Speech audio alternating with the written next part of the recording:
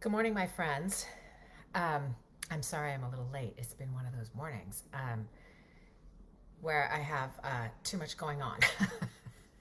um, and on top of that, this whole Facebook, um, they just keep, updating their stuff. And so I'm totally unfamiliar with the new setup on Facebook Lives. Anyway, blah, blah, blah. Hello, good day to you. Wednesday the 6th, 6th, 6th, Wednesday the 6th of April. Um, as always, if you'd be so kind as to let me know you're here, it's just so helpful to me in so many ways. I can't even say. So that would be nice to know if you're here. Just say hello, give a wave. Um, this topic today, man. Well, First, I want to sort of give you an update in the minutia of my life. Not that you should care, but there's this bird who has made a nest right on the post that's on my gate. And it's not a great protected area, so, and I can see it right out my back window. And I am so concerned about this bird. I'm like, should I move the nest? Should I get a birdhouse and maybe move? There are no eggs in it yet. It's like, should I move it in? I'm like, I just I'm so worried about this bird, and it's I didn't know what it was, but then I did a little research, and it's a beautiful orange-chested American robin. It's a beautiful bird, and as I have been, grappling and getting advice from other bird lovers about what I should do, I've sort of come to realize that I'm transferring all my worry about my own nesting, and the protection of it to this beautiful bird. And so I decided. Well, what had happened is like there are some sticks that are in the way of the gate, and if you open the gate, you'll like risk knocking over the nest, and I was worried about that. So I just kind of clipped those, and now it's in the clear, and I decided to just leave her alone. She's lived here her whole life, and she knows the place better than I do, and she has been watching us come and go, and she knows exactly where she built her nest. So I'm going to butt out and just watch her and think good thoughts. And anyway, I just have been worrying about her all morning, so that's part of why I'm late. Anyway, let me see before we begin who's here. If they let me. Oh yeah, hi John, hi Brad. You're so sweet for being here. I really appreciate it. Um, this is a this is a hugely important topic to me. I was thinking about it last night, doing a lot of thinking about it last night, and I got a little, like I realized uh, how important it is, and how what is in our minds and what we repeat to ourselves every day, just how important that is. And if we let it run wild without really being conscious of what's happening there, it really shapes our lives, in whatever way we allow the voice in our head to speak. And so I have so much to share, and some of it is of a personal nature, and so I just it's just that important. So, um, negative self-talk. Um, there are many iterations, of negative self-talk. It can be 24/7. It can be low grade or high grade. Low grade but still constant. I think of Charlie Brown. Where his expectation is constantly that things will go wrong. Um, there's an iteration of, that you positively talk about others, but never about yourself. Um, there is, you may be my dog is doing weird things. You may be someone who really who may have, a positive outlook, and you really look for good and positive things about yourself and others. But when you're about to engage in something that's difficult, or in something that you don't have experience, where you don't experience a lot of wins, that may be when the negative talk kicks in, right? And I think, given the nature of this group and the people who are attracted to it, and there's a specific kind of person who's attracted to a voiceover group, it's called Trust and Be Brave. There's another group that is like, make more money fast, and that's a different mindset, right? So So I do feel like the people who are here are in that sort of last group. You know, I could be wrong, but that's my sensibility, right? That we're really after trying to get positive stuff into our heads, but when we hit a roadblock, it can quickly spiral into negative self-talk. I certainly know that about myself. Um, Part of the overall problem of this, right, is that we have chosen a very subjective career and an inconsistent career with so many factors at play for a booking to happen. It's not just about our talent. It's not just about a great audition. If it were, all of us would be booking all the time, you know? So there's just so much at play, so very much at play. And even if we are super aware of the process that we've gone through on a particular audition, which we end up booking, we may then go back and say, oh, I've hit the secret formula and I'll just do those things again and then I'll book more. And it's like, yeah, probably not. Like,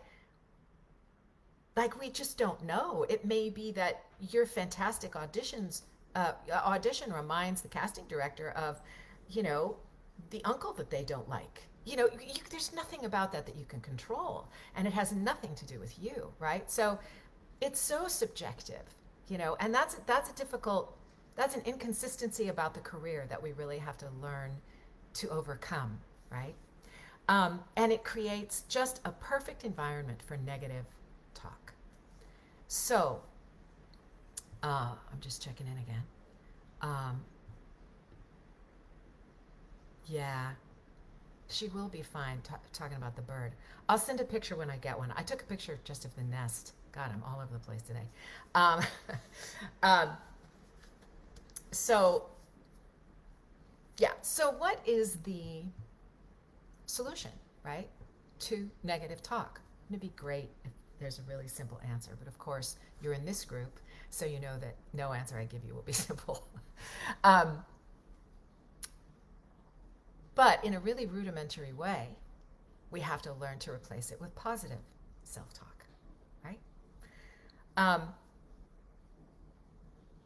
because what we put in our minds is what we think, and it is the source of how we behave, and it is the source of our sense of ourselves, right? I mean, nowhere is that more clear that, you know, with children who receive terrible and awful um, input from abusive parents, you know, and we grow up thinking, this was not my parents, but, you know, but we grow up thinking, I'm not worthy, I'm not good, I'm bad, everything I do is bad, right? And that lives, man, that lives in a person. And it's this, again, this sort of low grade, long-term feedback loop, right? And so we have to learn to replace those thoughts. We have to learn to identify them and then replace them. So I just want to give you an example. It's not the best example, but it is an example of hello, Julia. Nice to see your name there.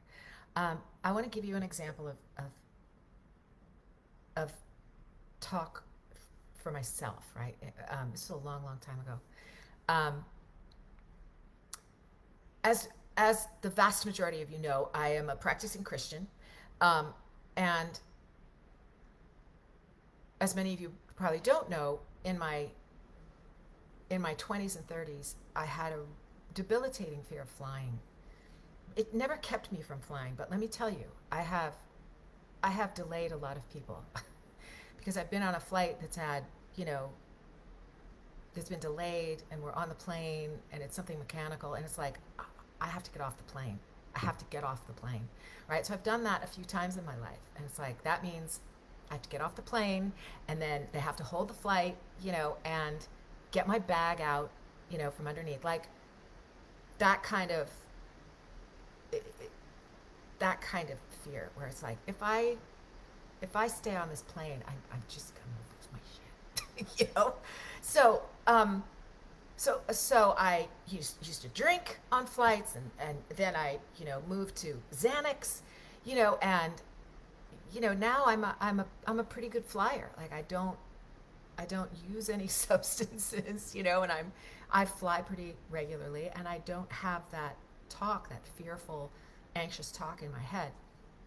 So, um, so at the time when all of this was happening, I was sort of on the cusp of like, getting myself into the Christian music business and as a songwriter and all of that. And I started listening to other Christian artists, and it was a genre that I really wasn't familiar with. Like I didn't grow up, I feel like the genre was created in the 80s or the early 70s by Amy Grant. Like I didn't know anything about it, and so I was listening to stuff, um, and as you can imagine, the things that are in these songs, are things like "Don't be afraid," are the lyrics, and there's one in particular, one lyric from a song. I don't even remember the song, but it's this song where the singer is it, she says, "High above the turbulence, you carry me," right?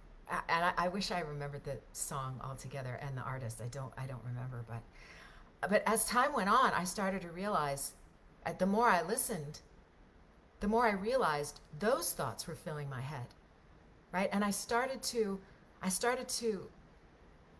catch myself, walking up the stairs, singing lyrics that were positive of nature, in nature, and encouraging in nature. Like right now, I'm totally obsessed with the song called "Alive in the Age of Worry," which I highly recommend to you. It's a John Mayer song, but the version I'm listening to is by an artist named Yebba, Yebba. I'll post it. I'll post a Spotify link to it. "Alive in the Age of Worry." Like it's a fantastic, positive, affirming song about, you know, don't let worry ruin you. So, but I realized I was very slowly, without even thinking about it, replacing my worry and my anxiety with hope, with calm, right? And it's just a small example, right? But it matters what we put in to our brains. In terms of like the television that I watch, I don't watch television. I don't watch violent things. I don't watch things where people are not kind to each other. I this is why I watch reruns of Star Trek, because by the close of the episode, everything's worked out. you know, and it's a positive reinforcement of looking at the world, how I choose to look at the world. And I am a person who says, if if if things aren't settled, it's not done, right? There's still you're still in the game, right? Because if things haven't worked out, you're not finished. Because when it's finished, it'll be worked out, you know. Um, so, and then I started writing songs, and I realized like how important it was for me when I wrote songs to be affirming and positive in nature. And the more I did that, the more I was saying it to myself. And so again, what we take in is what we will put out, and what we put in is what we will think about, right? So I know I know how easy it is to fall into this trap of like walking into the booth when you haven't booked anything in a long time, or if something else is going on in your world and it's difficult to get through. I understand that kind of when you look at a piece of copy and you go, why do I bother? I'm not going to get it. I'm not that good. Somebody else who's better than I am is going to get it. Which it devolves very quickly into you're no good and you suck and you're not worthy. And I want to say to you, all of those things are a lie. They're a lie. Negative self-talk is a lie. So we have to start telling the truth about ourselves and to ourselves. And I want to say,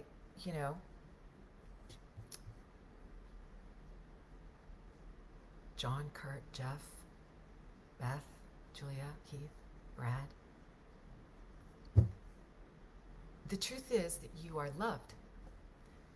and you have inherent value simply because you are, simply because you exist. You were made. And you have gifts that the world needs. And you were created for a purpose. And guess what? Your purpose isn't to do voiceover. It doesn't sound like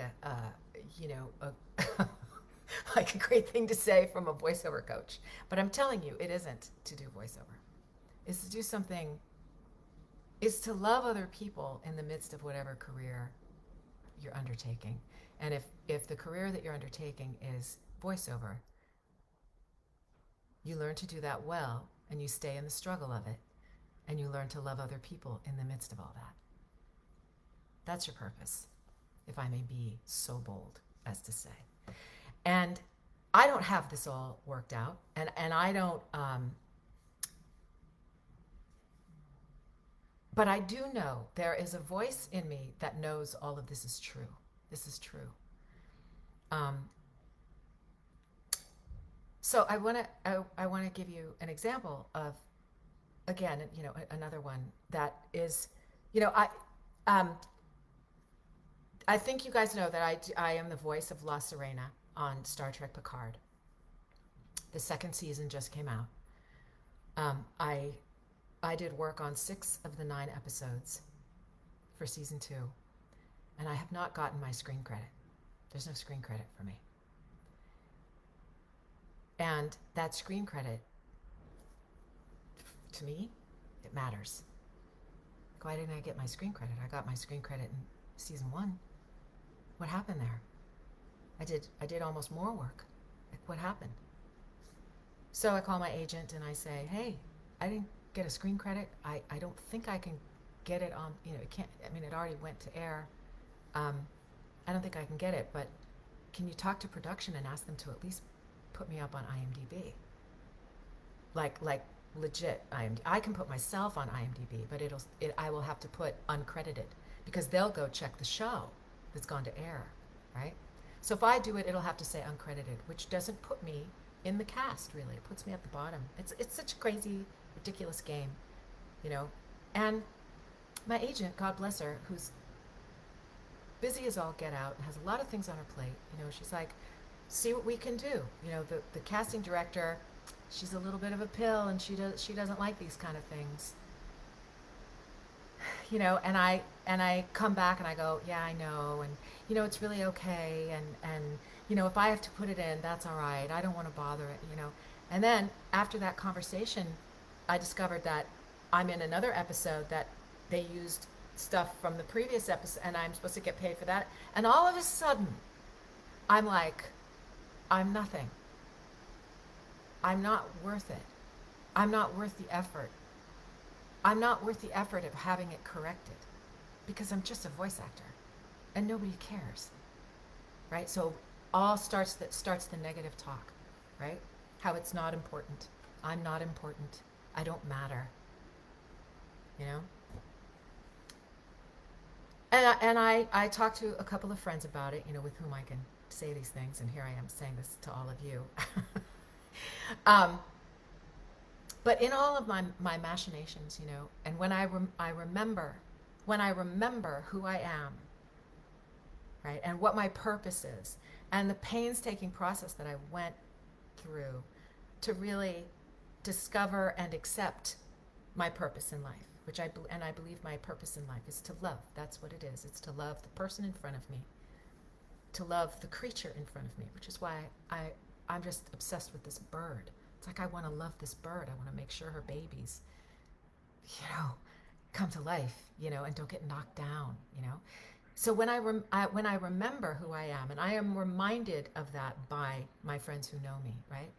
I come to realize I do matter. And I am important. And I am worth getting the credit. I'm worth the effort. And what doesn't matter in the scheme of my life, when I understand what my purpose is, Star Trek Picard doesn't matter.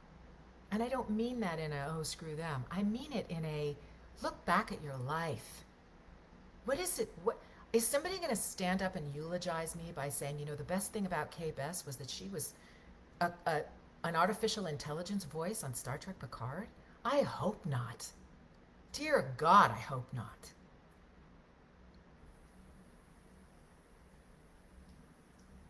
So,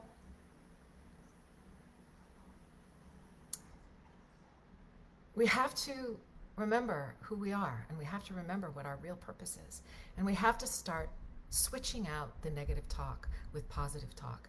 We need to surround ourselves with people who love us and who know our worth and who will not let you get away with speaking badly about yourself. The way that I speak to myself sometimes, I would never speak to another. Why am I of less value? I'm not. Not. I'm not. Neither are you, right?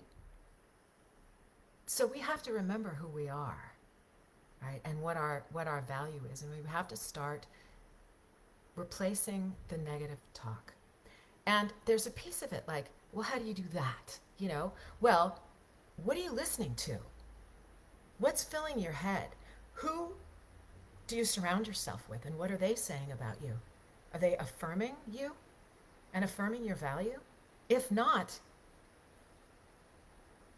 you need to distance yourself from those people, because you should have people around you who know and understand your worth. It doesn't mean that we can't be criticized and that there isn't room for improvement. Of course there is. But when that comes from someone who knows you and understands your worth, you can hear constructive criticism, right? And so what's in your head? What are you feeding your mind, right? And when you walk into the booth and that voice starts to say, I'll never get this, you suck, blah, blah, blah. It's like a rubber band on your wrist, like snap it, stop. Say it out loud, stop it, stop. And then it's great to have affirmations posted in your booth, honestly, until they start running through your head on their own.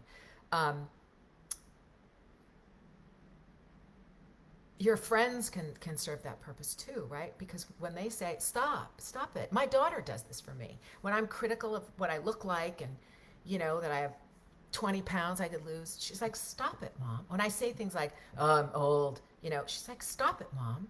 Stop it. And it's like, oh, snap me back into reality, right? So what's the pattern? What's the general pattern of talk in your head? Is it pretty much negative all the time? Do you expect things to go badly all the time? Is that how you start your day? Do you constantly criticize yourself and others? Mindfulness, right? And then we start to change what we input. And it's like this song, again, I will say, you know, there's a lyric at the end of the chorus that says, go out in the age of worry and say, worry, why should I care? And say, worry, get out of here. And I noticed when I came home from the gym, I was walking up the stairs, and that was what was going through my head. And I was like, yeah, that's what should be going through my head. Don't worry. Don't be afraid. Worry, get out of here. Right? So, I think that's all I will say. Because as you know, I could go on and on and on. Let me check in with your comments and see where we are. Brad, I'm here because you're my VO whisperer. I tend to run from the Make Money Fast groups. That's great, Keith. Hi, Beth. Twyla Paris. Yes, Jeff. It's Twyla Paris. That is correct. I was the morning guy and program director on a contemporary. That's fantastic, John Gardner. In the 80s. Exactly. That's when I was listening to it. Kurt, my wife, is doing hypnotherapy. Yes. Reprogramming thoughts. Yeah. This week I had a client tell me he thought I was effing awesome. That's fantastic. Makes me weep. I'm pretty sure mine is to bring joy wherever I can. Yes, Julia, I'm pretty sure about that too. Let's see. Let's see. Oh my gosh, you guys are so sweet. And I want to say that the times when my negative self-talk comes into play, it's fewer and fewer and fewer and fewer and far between, right? But all that is, I bring that up, and my experience with Star Trek Picard is because it's negative self-talk is relentless. It's relentless, and so we have to be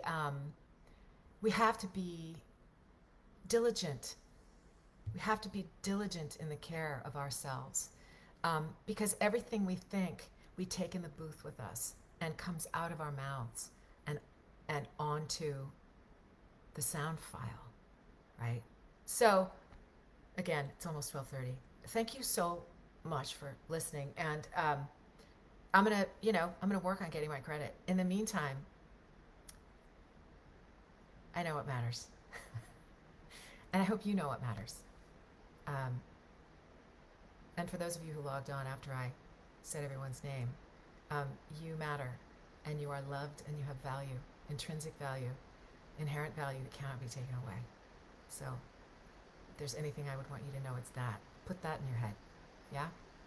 Okay, everybody. As always, please feel free to find me wherever you may find me. I'm around. Okay, take care and have a fantastic Wednesday and the rest of your week. See you soon.